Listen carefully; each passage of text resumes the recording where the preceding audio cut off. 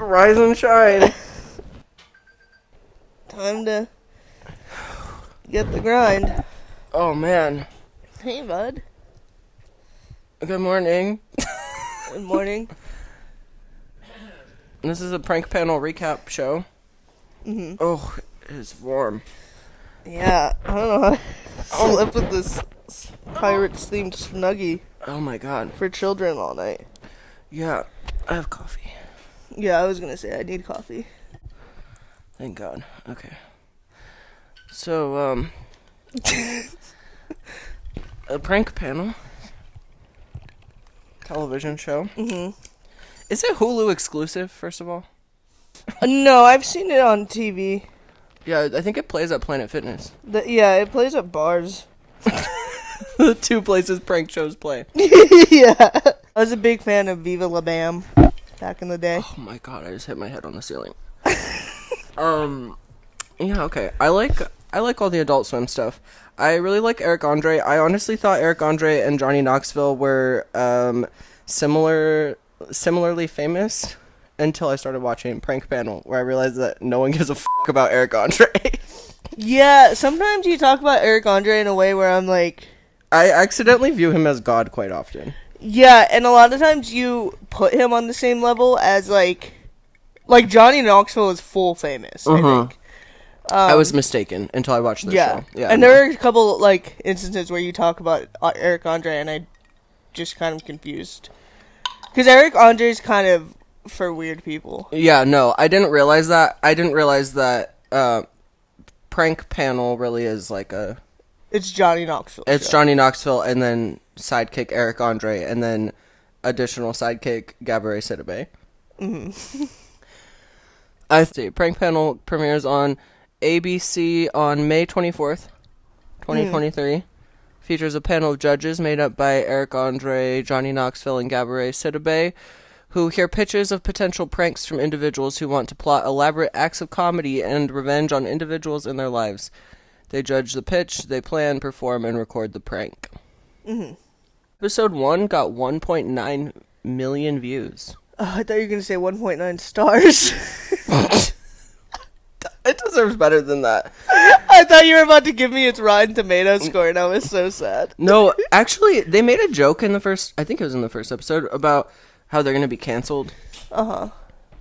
Which I understand the inclination to make that joke, but I think this show's actually kind of good. No, I genuinely enjoyed it.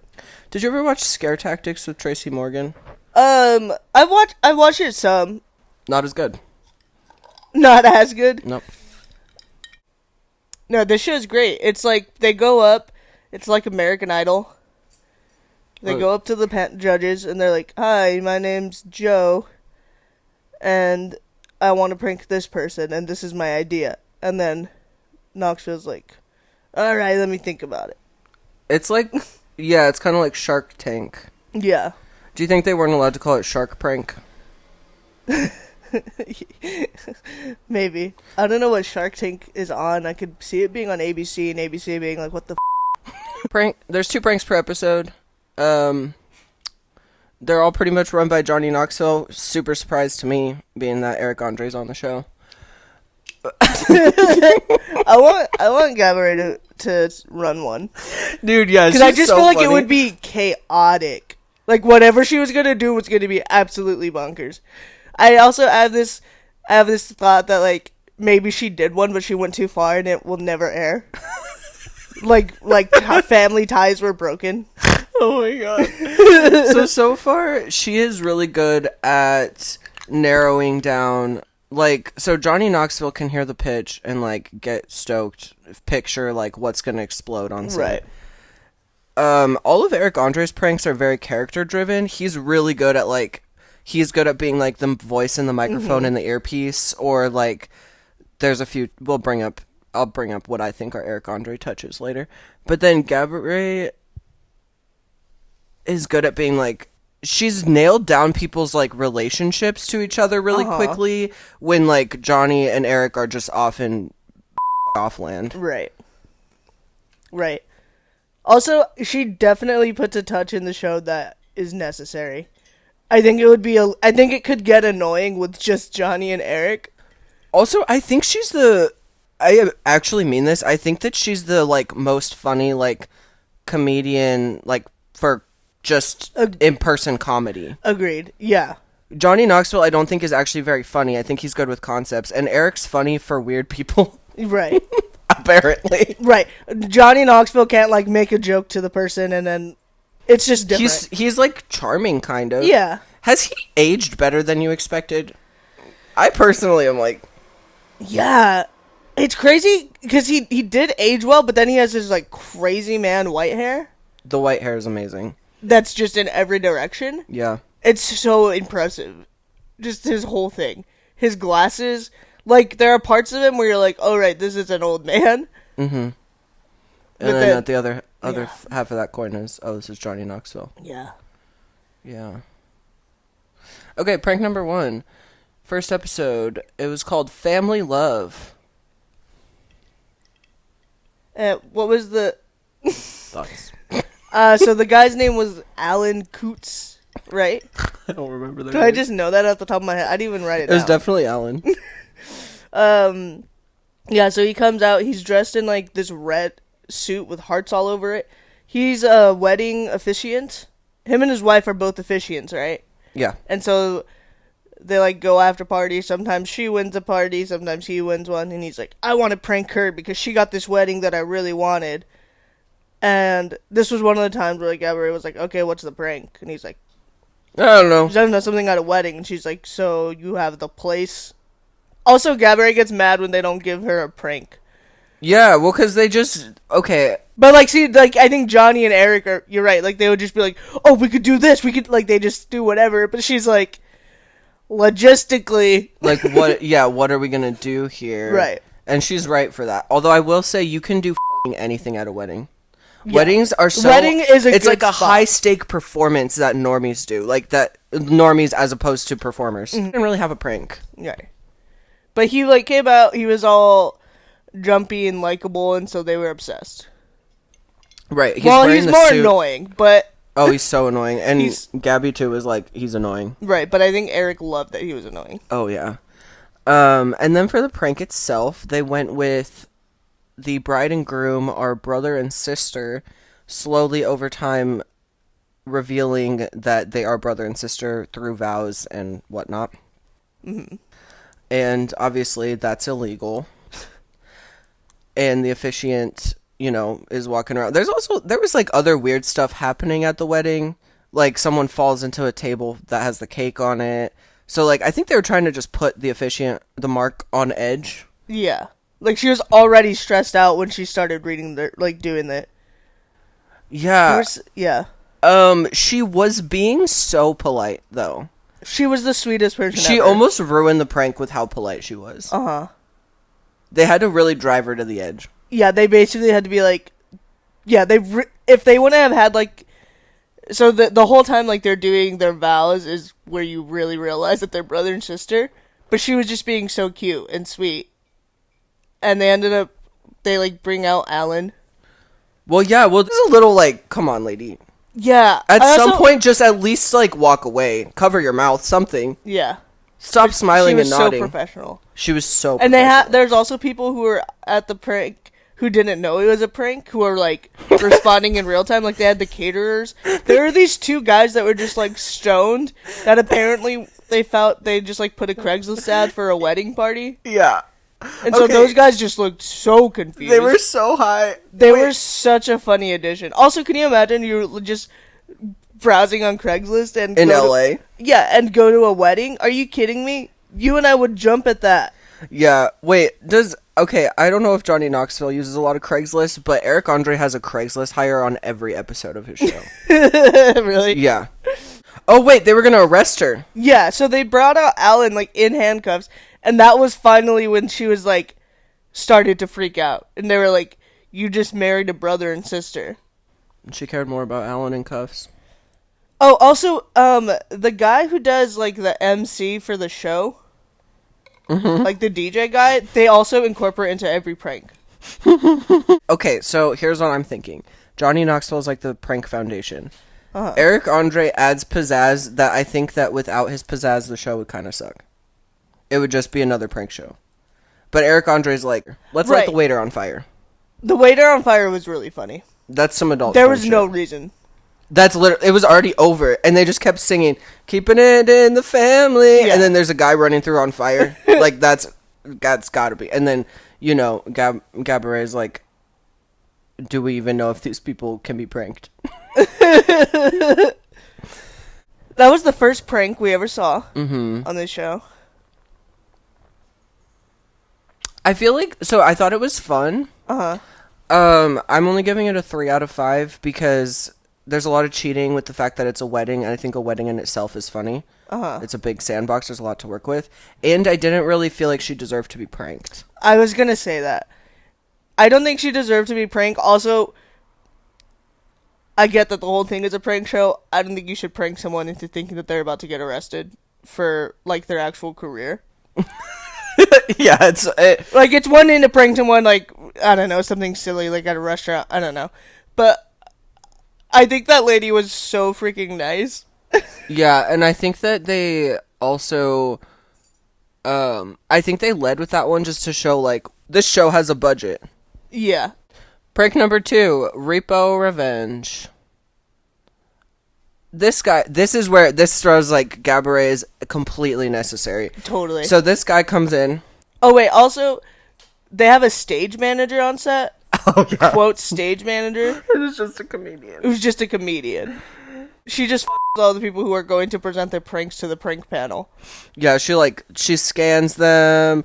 When she doesn't need to, she, like, is bleeding half the time. Yeah, half the time she just has a bloody nose. I think she passed out before this guy. Yeah, she was, like, on the floor, and then they were like, no, just don't worry about her, go on.